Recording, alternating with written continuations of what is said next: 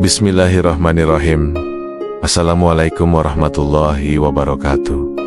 Saudaraku yang dirahmati Allah, pernahkah engkau duduk sendirian di malam yang sunyi, membuka mushafmu, dan tiba-tiba merasakan ayat-ayat itu bukan hanya berbicara, tapi menatap langsung ke dalam hatimu? Itulah tadabbur, sebuah perenungan mendalam yang membuka tabir antara manusia dan Tuhannya. Tadabbur bukanlah sekadar membaca huruf, tapi menyelami lautan cahaya di balik huruf itu. Ia bukan sekadar ilmu, tapi sebuah perjalanan jiwa. Bukan sekadar bacaan, tapi panggilan cinta dari Sang Maha Pencipta. Allah Subhanahu wa Ta'ala berfirman dalam surat Muhammad ayat 24, "Maka apakah mereka tidak mentadaburi Al-Quran, ataukah hati mereka telah terkunci?" Ayat ini, seperti yang dijelaskan oleh Imam Al-Ghazali, bukan hanya perintah untuk membaca, tetapi untuk membuka hati kita, agar cahaya makna turun dari langit kalam Allah ke taman hati manusia. Kata tadabbur sendiri berasal dari akar kata dabara, yang berarti menelusuri sesuatu hingga ke ujungnya. Jadi,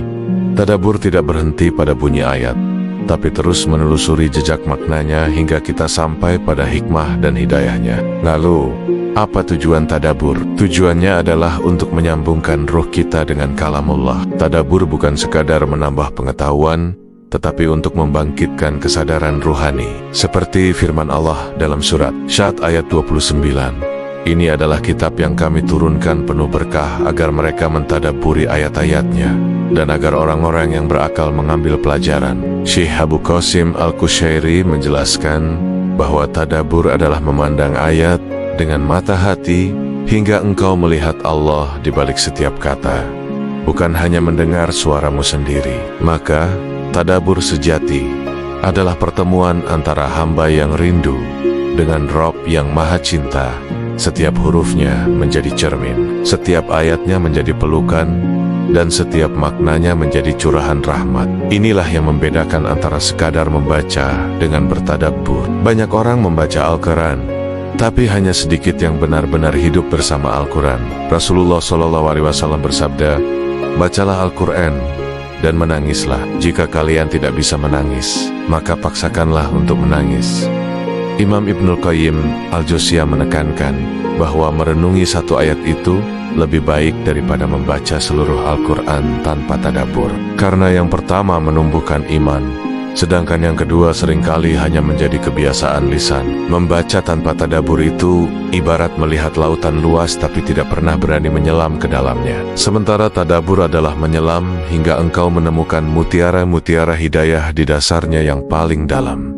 Bagaimana cara kita memulai tadabbur? Imam Al-Ghazali memberikan beberapa langkah praktis.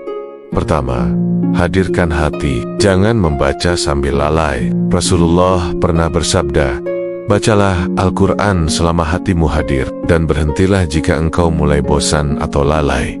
Kedua, sadari bahwa ini adalah kalamullah. Saat membaca ayat, bayangkan si konekan Allah sedang berbicara langsung kepadamu. Ini adalah pengingat bagi orang-orang yang bertakwa. Ketiga, ulangi ayat-ayat yang mengguncang jiwa. Para salihin terdahulu sering mengulang satu ayat semalam suntuk.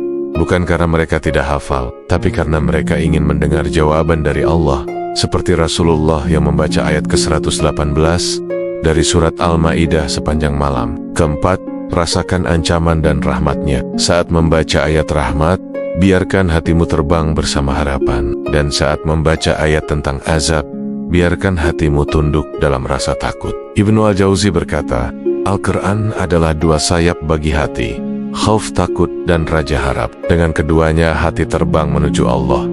Kelima, lihat dirimu di setiap ayat. Setiap kisah dalam Al-Quran bukan hanya tentang mereka di masa lalu, tapi tentang kita hari ini. Kisah Firaun adalah cerminan ego di dalam diri kita, dan kisah Musa adalah cerminan keberanian iman di dalam hati kita. Terakhir, yang keenam, berdoalah setelah memahami. Setiap sesi tadabbur harus ditutup dengan doa dan pengakuan. Seperti doa, "Ya Rob, tambahkanlah ilmuku dan bukakanlah bagiku pintu-pintu pemahaman terhadap kitabmu."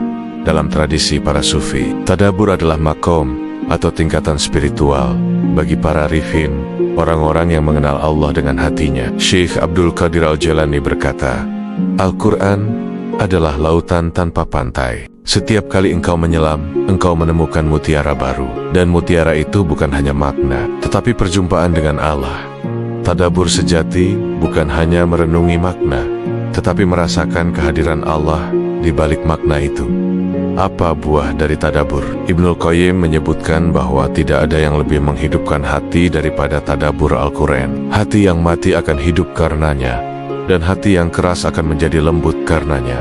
Tandanya adalah hati menjadi lembut dan rendah diri, jiwa menjadi takut kepada Allah, dan semangat untuk beramal semakin meningkat. Tadabbur adalah jalan menuju makrifah, mengenal Allah lebih dalam. Syekh Ibnu Athaillah dalam Al-Hikam menasihati kita, jangan berhenti pada lafaz, tembuslah ke makna. Jangan berhenti pada makna, tembuslah ke hakikat yang menurunkan makna. Artinya, tadabbur adalah latihan ihsan, membaca bukan hanya dengan mata, tapi dengan jiwa yang menyaksikan kehadirannya. Dan tadabbur ini tidak terbatas hanya saat membaca mushaf. Setiap kejadian dalam hidup kita adalah ayat kauniyah yang harus direnungkan. Ketika sakit, itu adalah cara Allah membersihkan kita.